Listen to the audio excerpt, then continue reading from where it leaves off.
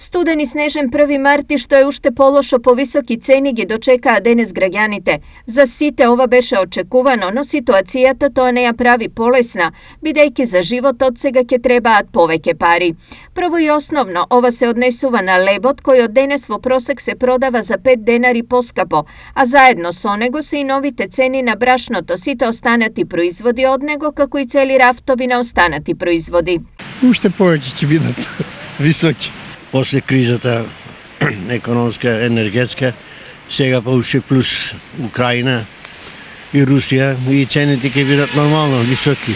Во деновите што изминаа, многу граѓани се обидоа, дел поради новите цени, а дел и поради руско-украинската војна, новиот економски удар да го ублажат со складирање резерви, но се испостави дека сиромаштијата на многумина не им го дозволи ниту тоа.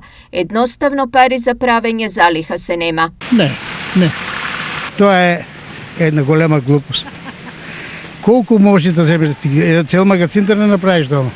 Колку ми треба, толку си земам. Па ние не можеме да направиме залих.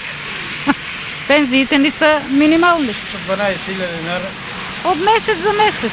Во контекст на заштита на животниот стандард, владата ги ограничи големо продажните и мало продажни маржи на 5, односно 10%.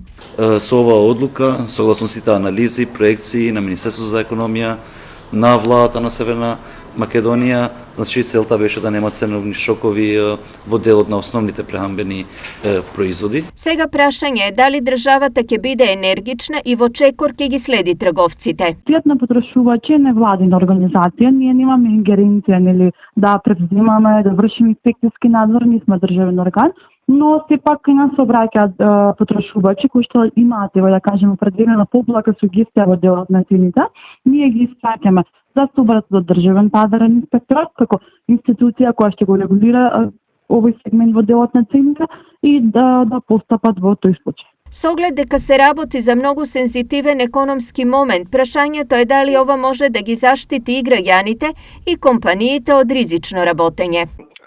На некој начин оваа мерка е поволна ако се фиксира, значи, трговската маржа на 10% како што е договорено или слично, обезбедува континуитет на профитабилно работење, но од друга страна, значи, на некој начин ги става граѓаните во понеповолна состојба, затоа што како што ќе растат цените на суровините, така ќе расте, значи, и цената. Таа е зависна, значи, од цените на светските пазари. Инаку од денеска престанува да важи претходната одлука на владата за замрзнување на цените на основните прехранбени производи што беше донесена на 5 декември минатата година.